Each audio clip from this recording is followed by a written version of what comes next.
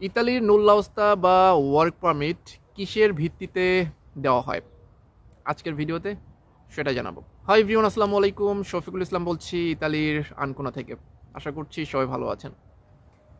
অনেক দিন ধরে অনেকেই আমাকে এই বিষয়ে প্রশ্ন করছিলেন। আমি যদিও সম্প্রতি একটা রিল দিয়েছি, আজকের ভিডিওতে বিস্তারিত বলবো যে আসলে এই যে ইতালির ওয়ার্ক পারমিট বা নুল্লাওস্তা, এগুলো আসলে কিসের ভিত্তিতে কি যাচাই বাছাই করে নুল্লাওস্তাগুলো ইস্যু করা হয় বা অথরাইজ করা হয়। সম্প্রতি 18, 21, 25 তারিখে 2024-এর ফুলুসিতে ইতালির এই ওয়ার্ক পারমিটের বা নুল্লাওস্তার আবেদন হয়েছে। যেহেতু আবেদন হয়ে গেছে, এখন হয়তোবা 1-1.5 মাস পর থেকে নুল্লাওস্তা ওয়ার্ক পারমিট ইস্যু করা হবে।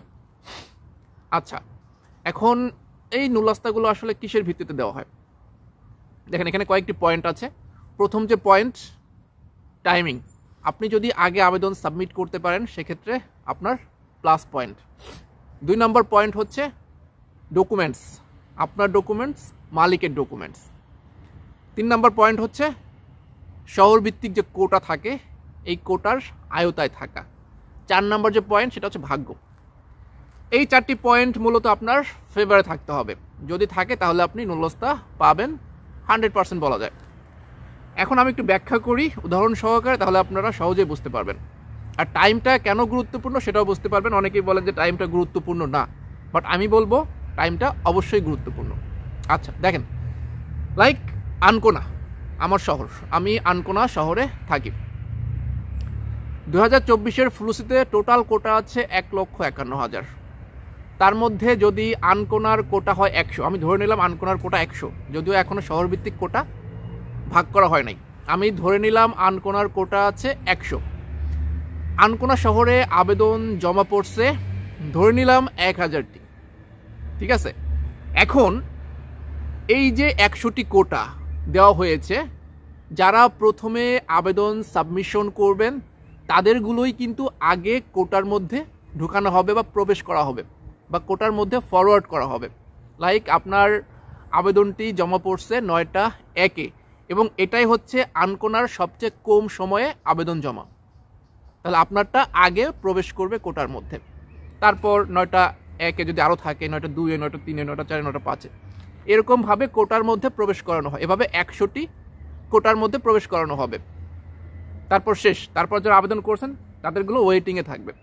তারপর ওইগুলো যখন যাচাই বাছাই হবে, যাচাই বাছাইটা কীভাবে হবে? ওই যে ডকুমেন্ট যেটা বললাম, মালিকের ডকুমেন্টস, মালিকের নিজস্ব ডকুমেন্টস, মালিকের যে ব্যবসা প্রতিষ্ঠান যেখানে আপনি কাজ করবেন সেটার ডকুমেন্টস, তিনি ঠিকমতো ট্যাক্স পে করেন কিনা, তার কি বলে এটা, তার বৃদ্ধি তো ঠিক আছে কিনা, মানে ইয়ারলি যে ইনকাম সেটা ঠিক আছে কিনা, তারপর তার আল্লজ্জ, আপনি যেখানে থাকবেন সেটার ডকুমেন্ট ঠিক আছে কিনা, আপনি যে পাসপোর্ট দিয়েছেন সেটার সব কিছু ঠিক আছে কিনা, এইসব যাচাই বাছাই করে তারপর তারা নুল্লাওস্তা ইস্যু করবে। যদি আপনি যে ডকুমেন্টগুলো সাবমিশন করেছেন তারা যদি কোনো কমতি পায় যে এই ডকুমেন্টটি নাই, তখন মালিককে মেইল করা হবে, এবং মালিক ওই মেইলের প্রত্যুত্তরে যদি ওই ডকুমেন্টটা প্রোভাইড করতে পারেন এবং সঠিক ডকুমেন্টটা প্রোভাইড করতে পারেন তাহলে নুল্লাওস্তা কনফার্ম।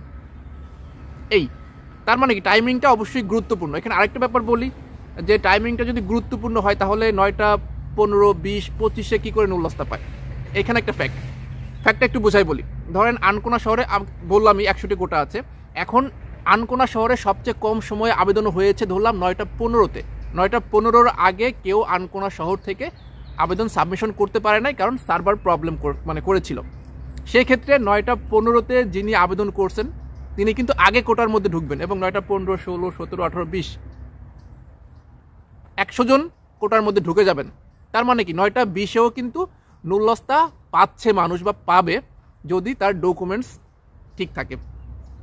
বুঝতে পারছেন? এরকমভাবে হচ্ছে আপনার অনেক বেশি টাইমে আবেদন করেও কিন্তু তারা নুল্লাওস্তা পায়, কারণ এই যে কোটাগুলো হচ্ছে শহরভিত্তিক ডিভাইডেড করা হয়েছে এই কারণে। কিন্তু ঠিক একইভাবে আনকোনা থেকে যদি সবচেয়ে কম সময়ে আবেদন জমা পড়ে 9টা 10 সেকেন্ডে ধরলাম, এবং প্রথম 2 মিনিটে যদি আবেদন জমা পড়ে 100টি, তাহলে কিন্তু এই 2 মিনিটের মধ্যে যারা আবেদন করেছেন তাদেরগুলোই কিন্তু কোটার মধ্যে যাবে, এবং তারা সবাই যদি আপনার নুল্লাওস্তা পেয়ে যায়, মানে তাদের সবার ডকুমেন্টস ঠিক আছে এবং তারা সবাই নুল্লাওস্তা পেয়ে গেল, তাহলে কিন্তু যারা 9টা 2-এর পর আবেদন করেছেন, লাইক 9টা 2 মিনিট 1 সেকেন্ড, 10 সেকেন্ড, 20 সেকেন্ড, এই সময়ে যারা আবেদন করেছেন তারা কিন্তু আর নুল্লাওস্তা পাচ্ছে না।